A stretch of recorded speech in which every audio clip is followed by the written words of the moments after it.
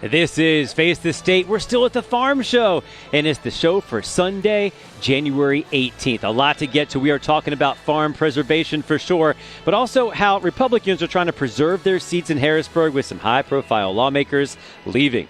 The governor decided to come to the Farm Show this week and then decided to get more involved in Harrisburg city politics. We'll talk about that. And President Donald Trump now has a Nobel Peace Prize. Was this a strong-arm tactic or a shrewd move by a Venezuelan leader? All that and the Milkshake Challenge next on Face the State. CBS 21 News presents Face the State with Joel D. Smith. A look at the issues and politics that shape Pennsylvania.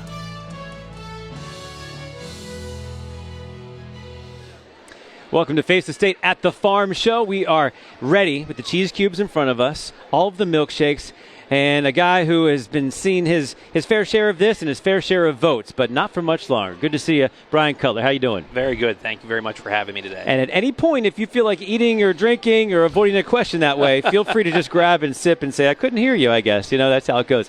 We're going to talk about first, your decision to leave the legislature. It's been a long time for you. You're in a leadership position, so a lot of people wondering, why now? Give me a feel on the timing. Well, the short answer is I'm somebody who believes in, has voted for, and supported term limits, and I think now's a good time to transition out.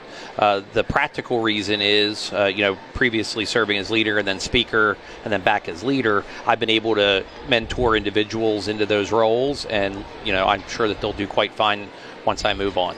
Is the next generation ready? Because there's been a number of traditional Republicans. I'm thinking Seth Grove, Delosier, like some people, big names we've seen for a long time will not be around much longer. Yeah, both Representative Delosier and Representative Grove were on our leadership team. They were our wonderful members. I'll certainly enjoy working with them for the remainder of their time.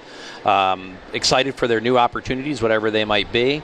But I think that a turnover of the General Assembly is healthy. If you look at from the time that I won my first race 19 years ago, we've turned over probably more than 95% of the legislature since then. Had they usually been turned over to your party as well? Was that something to consider when things are so tight? Maybe we shouldn't give up our spots because, who knows? Well, while some of the seats are tight, the truth is it's only about 10 or 12 with the way these new lines are competitive drawn. Yeah. So for example, the 100th district where I live is a very strong Republican seat, so that was not a concern. But looking forward, I think that if there are retirements in those seats that are potentially competitive, they could certainly escalate very, very quickly. I hear you. Let's talk about the Farm Show. I know that Lancaster County is known for farm preservation. Where does that stand right now? Well, obviously, Lancaster County is a leader in that regard. Pennsylvania, as the Commonwealth, is also a leader. There is continued efforts to improve funding and allocation for those resources. There's obviously a lot of good private efforts as well. In Lancaster County, we have the Farmland Trust. That they're an organization that's been engaged doing it privately for some time. But honestly, the best way to make farming be preserved is to ensure that it's profitable. And we need to make sure that you can have a good family-sustaining job by running a farm. I mean, is it? Does more need to happen to make sure that that's the case, or is it already that way? Well, I think that there are pockets. Obviously we're seeing agriculture kind of transition in Lancaster County. There's a lot of smaller 10, 12-acre, more farmettes, really, but they're doing like very particular kinds of produce. They might have a farm stand or work at a farmer's market. So it's very different than the traditional ag and maybe milking cows or raising chickens. We've got a huge population of poultry in Lancaster County. The truth is, in all of the areas, whether it's dairy, whether it's poultry, whether it's produce and grains, Lancaster County's a leader. How do you feel about the trend? It's been sometimes where you have eminent domain come in and take things away, even if you've preserved things and you feel it's safe and you have the right efforts there, it's not necessarily forever. Yeah, I'm not a big fan of eminent domain and an overreaching government. In fact, we're currently engaged. We wrote a brief in support of the litigation across the river from us over in York County with the Duff's Run project. We've been working with our congressional delegation on that. I think that's one of those rare instances where every elected official has engaged in opposition to that. How about, let's talk about some other things here. The program of tax credits for folks that are donating and for scholarships, things like that. Where does that stand? Well, myself and the Republican members of the Education Committee sent a letter to the governor. We have an opportunity to opt into that prior to 2027, okay. And I think that it would be good for us to do it. There is no downside because it's going to happen on the federal level, so we should make sure that we maximize the benefits for Pennsylvania, and certainly hope the governor addresses that in his budget address. Now that you're in your final twilight of your time, looking back, is there anything that could have been done differently to get more productivity and things moving forward in a quicker manner? Things that seem to drag on forever. That's the biggest criticism you guys get. Well, actually, I'll go back to my time as speaker and leader. The reality is we had one of the most productive sessions during the COVID shutdown in the 2020 election cycle, which, as you and I both know and your listeners know, that was not an easy time politically. But right. We had in excess of 95+% of the bills were bipartisan, 69% were unanimous, and we passed a record number dating back decades. So it is possible, even in emergency circumstances like that. Yeah. So I think that's a good model to use going forward. But the reality is it really was focused on working together for the common good, and I think that's always a good lesson we can learn from. The other criticism that we hear from folks that aren't in leadership is they don't talk to us. They're the ones that are just negotiating all this. We just got to wait to vote. Don't blame us. So how would you respond to that criticism? Yeah, obviously you hear that quite a bit, and in the minority that's certainly a one that I understand. I began my career in the minority. We're going to end it in the minority. But the reality is sometimes those things come together quick. But our goal as leaders, and our job, quite frankly, or you won't be a leader for long, is to take your caucus's interests into those discussions with the governor, with the other leaders, and then hammer out a project. Most importantly, you have to get it done on time, which sadly they have not done. How do you solve that? I mean, the penalties people are talking about, you don't get paid, you don't get it back if you don't get it done on time. Well, it's not hard to pass on time. We were in the middle of a pandemic. We were able to do it with Governor Wolf. And Governor Wolf and I are very different politically. Sure. We disagreed on many, many things, but we did agree that we had to provide certainty to the citizens of the Commonwealth by ensuring we got a budget done on time. It's my hope that going forward, that will be the standard from this day forward. Should the punishments be there? Well, the problem is the punishments you don't want to empower, and I'll use Governor Wolf. While we got along, he was a very wealthy individual, and you don't want him to hold that over the legislature just to get the record tax increase. Well, that and maybe wanted. people just vote for any correct any budget just to get paid rather than a great budget or something good for the people. Well, and the other issue is a lot of times you were talking criticisms. We often hear like, oh, there's 6,000 bills every year that are introduced. And why do you only run 200 or 300? The truth is it's a very deliberative process. They go through the committee, and not every bill that's introduced is necessarily a great idea. Right. And so that it doesn't get the support in committee, so it never moves. That's true.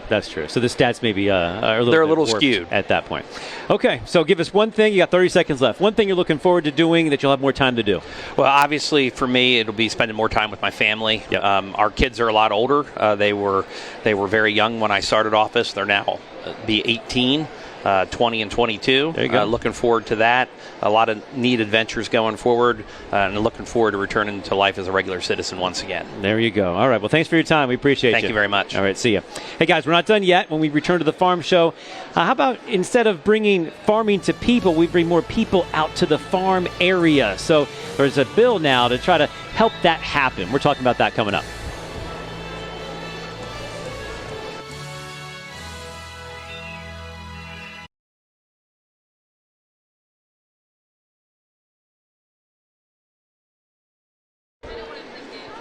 And welcome back to Face the State at the Farm Show. It's time to get back into this and talk about how to get more people out to farming, to rural areas. And to do that, we have a representative with us right now from Center County. It is from the Agriculture Committee. It is Paul Taycat. Good to see you. Yes, sir. Good to see you. Thank you for having me. All right, you're looking good. The vest is kind of the unofficial outfit of politicians at the Farm Show. Yeah, well done. Okay, so tell me what you'd like to do at the Farm Show before we get into some good stuff here. You mean besides the great food and milkshakes? Yes. Yeah. No, one of the things, people I think don't understand what a big deal agriculture is in Pennsylvania. It's our number one industry. It's $132 billion a year. Huge. Almost 50,000 farms, 600,000 jobs. It's really a major part of our economic development in the Commonwealth. And it's funny, a lot of times people think about the food and, the drinks and those kind of things, but it's everything from textiles to, furniture and just a whole wealth of I products. cover the sheep to shawl competition. So that's there you go. Materials, right? Yeah, the textiles and things like that. Let's get into the Innovation Fund. I know you're big behind that.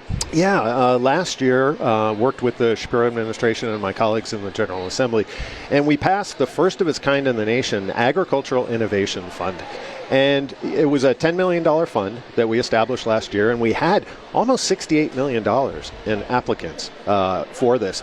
And look, it's to help our farmers and agribusinesses adopt great new technology and innovation. Any examples for us? Yeah, so clean biofuels Okay. to take manure from farms and turn it into fuel.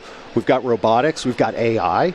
Okay. Which is really great. I mean, it seems like endless what that could do on a farm. Oh my gosh! Well, so 2 examples from just last year: AI to grade lumber, Okay. and then to optimize when they go through the sawmill to figure out what they can get out of it to minimize waste. So really great opportunity. And then I don't know if you saw, but just I also cover Penn State University Park, and so the Ag Extension from Penn State just announced today, or this week, excuse me, a new tool called Tilva, Okay. which is an AI tool for farmers and agribusinesses, available 24/7. It gives you expert advice. They can ask a question. Is it a real person, or is it just an AI No, to it's do an it? AI. Yeah. So Who's paying for that? Where's that come from? that's through the Ag Innovation. Interesting. Yeah. So, Okay. Penn State's our land grant institution. Yeah. And so they have a mandate. They're a presence in all 67 counties and worldwide. So it's an amazing tool for everybody from gardeners to farmers. Do we have enough farmers right now? Well, we have the largest proportion of farmers under the age of 35. That's great. That's the key. That's the next generation, and they're coming into it. I wonder if they came back to it. It's almost like the simpler life. I know, and there's been kind of a pushback against AI in a sense and all this technology. Let's just keep it real and get into the soil, get your hands dirty. Sure. Well, but there's also a lot of challenges. I mean, Well, it's not easy. No, we know that. Well, land is expensive, and there's a lot of challenges in living in rural areas. And one of the things that I'm really excited about, the General Assembly created the Rural Population Revitalization Commission. It's quite a mouthful. It's a big mouthful. It means let's get people back out there, right? Yeah. So there's a lot of issues that rural communities are facing. Everything from healthcare and housing and infrastructure to economic development. And obviously agriculture is a big part of it, but that doesn't necessarily support a density of people that you need to support hospitals. So how do you encourage that then? Well, there's a lot of ideas out there. We're not the only state dealing with this. So our mandate is to come back. The Center for Rural Pennsylvania does a lot of studies about, making recommendations. But what we're going to try and do with a bipartisan, bicameral commission is make some very specific recommendations about what the General Assembly can do, short, medium, and long term. Okay. Is it about getting more homes out there too and things like that? I mean, that's got to be part of it because we know housing's a struggle for a lot of folks. Sure. And housing's a big issue, but also infrastructure. I mean, just basic water and sewer infrastructure. That's true if you're going to get enough people there. Yeah, and internet and healthcare, pharmacies, food deserts. Have you thought about okay, if we overly do this, then we lose the charm of, what it means to be living that kind of life? Sure. I mean, we have to lean into our strengths. Outdoor recreation is a huge part of Pennsylvania's economic development. It's like a $17 billion a year industry. Yeah. So people love to hunt, fish. I'm a fly fisherman. They love to camp and hike and do all those kind of things. We don't want to take that away, but we do want to make sure that the quality of life is high enough that people really want to not only move into rural Pennsylvania, but stay, because our population is aging. A lot of young people are leaving, and it's a challenge. That's a good one right there. Let's get into something very serious. Your favorite place to fish? I live like a mile from Spring Creek. Okay. In Center County. So what do you catch there? Oh, trout. I mean, wild trout. So in fact, I'll be out there Sunday. That's little winter fly fishing. It's open year round. I love it. But, okay, and then you just fry it up that night and go for it? Oh, actually, it's all catch and release. Oh, come on. No, I mean, that's the sporty part of it. But I like the eating part of it. part. They have a trout chowder here that's really good, and I'm not against eating them, Okay. but Spring Creek, it's all catch and release. That's part of the fun. You get a whole family thing going there. It's nice. I was on the Spring Creek Watershed Commission when I was in local government, and a healthy stream and healthy ecosystems is really just a marker of a healthy environment. And so I've always been really focused on that, and I just love getting out. There's nothing like lowering your blood pressure by getting on a stream. It does help, and I think that's a little underrated sometimes. And it'd be great to get some Democrats and Republicans together out there to just relax and enjoy each other. Fly fishing caucus. Do some fly. Listen. Hey, I like that idea. You take credit for it, but let me cover it. All okay? right, I will. All right, good to see you, man. Yeah, good to see you. Thank you. All right. Hey, folks, we're not done yet. We got to talk to our political insiders about some of this stuff. There's way too many milkshakes on the table. That won't be around too much longer. And some interesting things happening when it comes to the Nobel Peace Prize. See what you think about this. I know what they're going to say, but I want to know what you think. Cheers.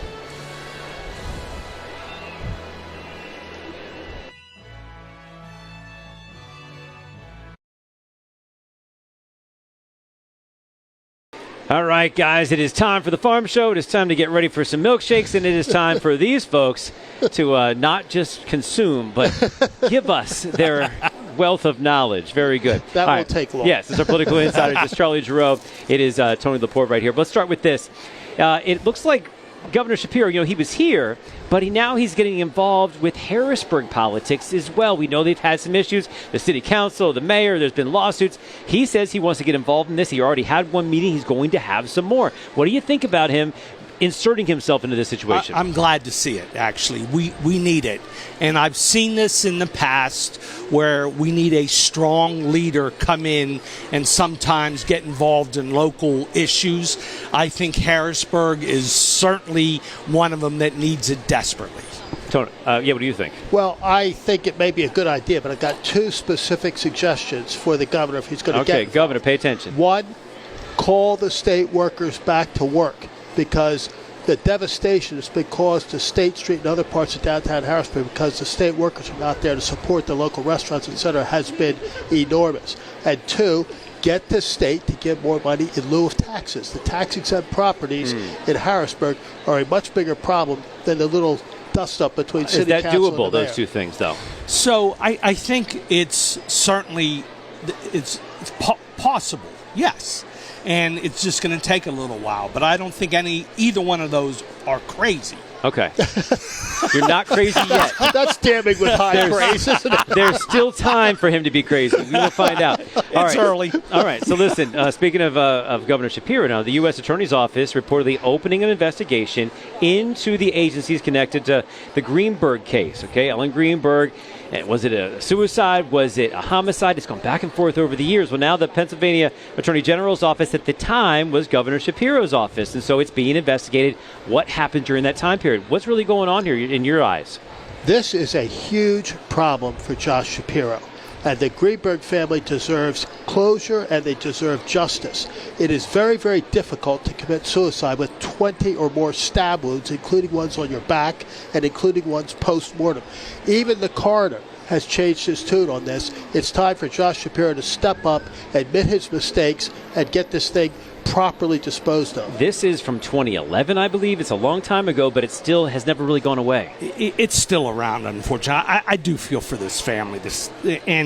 I think half of America has watched the show on TV. Yeah. I just don't know what to say. I wish I knew more about it. But I mean, politically, does he have to get this behind him at some point, or it's going to just keep on lingering? Absolutely. I think it's always going to be out there, no matter what happens. Well, we talked to Representative Cutler a little bit earlier. When it comes to the next wave of Republicans, are they ready? He said they are, but we're talking about big names. You got Delosier, Seth Grove, Torrin Ecker, Brian Cutler. They're all leaving very soon, and so that's a big gap in experience. There's a change, a significant one in leadership, no question about that. But these seats will be filled by people that 10 years from now will be the superstars. I guess, but it's still a big change. Do the Democrats try to take advantage of this in any way? Because, come on. Yeah, 100%. But It happens, and you see it every couple years. It goes up and down. New faces come in, and the next thing you know, one of them is Speaker of the House. I guess. So well, it happened with McClellan. That was pretty that's what fast. I mean. Yeah. Joanna fast. came from a staff member in the Senate, one of my good friends that I worked with, and then next thing you know, a couple years later, she's Speaker of the House. Okay. Despite the fact that she's good friends with Tony. That didn't hold her back. Still able to attain such a position. President Donald Trump has threatened to invoke the Insurrection Act when it comes to what's going on in Minnesota. Now, to be fair, let's look at Minnesota. They sued to get an injunction to stop the surge of ICE agents coming in. Some there have called this a war against Minnesota. They don't like what's going on. There's even reports of some ICE members stopping people in the streets and asking for basically their papers or identification. Give us your feel for what's going on here and what's really next. Well, I'll harken back to what Tony said a moment ago, where he thought it was a good idea for larger leaders to get involved in local stuff. So, but I mean, in all seriousness, there is a serious problem right now with people that do not think we ought to enforce our immigration laws. A serious problem. And we look at deportations. Were there more deportations under Barack Obama or under Donald Trump? People need to focus on facts, not on emotions. Where are you at here? This is like having the arsonist act as the firefighter. Donald Trump is sending in all these ICE agents to provoke, to get everybody fired up, and then he's going to say, look at all these people all upset and acting crazy. We better do something extra special. He causes it. How about sending them in to enforce the law that local folks are unwilling to do? Enforcing the law is one thing. I'm not sure ICE is doing that. Well, what are they doing? I think they're going in and terrorizing people. That's what I think. If they are asking for random people, Americans, show me your identification, is that within their jurisdiction? No. Okay. I think everyone agrees on that part of it. We don't know if it's actually happening. There's been accusations of that.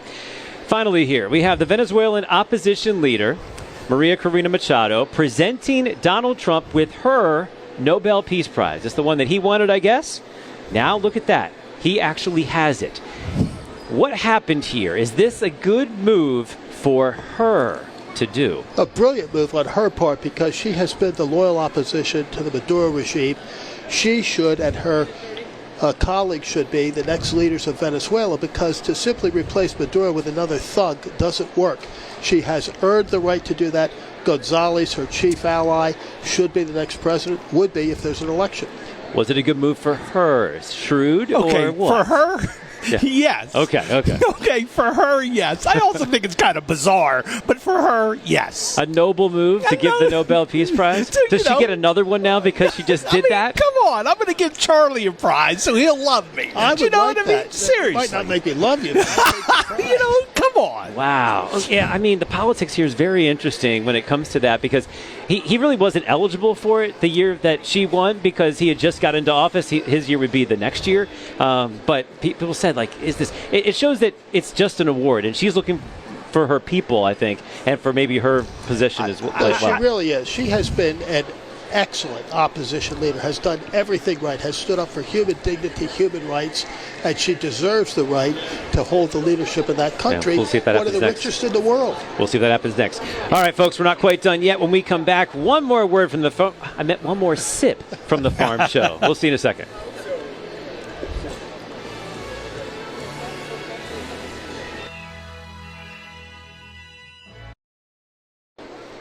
Well, we're glad we could fill some time here because, nothing really happens in Harrisburg during this time period. So they're just at the farm show and hanging out with people, right? Yeah, this is probably the main thing in January. You're looking at it right now. Get out to your constituents. Okay. And if you could live off milkshakes, would you? Absolutely, I do. For a whole week. All right. Well, this is what it would look like if you lived off milkshakes. Look at that. They become milkshakes magically. Guys, we're going to get a little more serious next week when we see you at Face the State back in the studio, but just a little more serious. Enjoy the week. Enjoy politics. Enjoy Face the State. Now he's got his insert.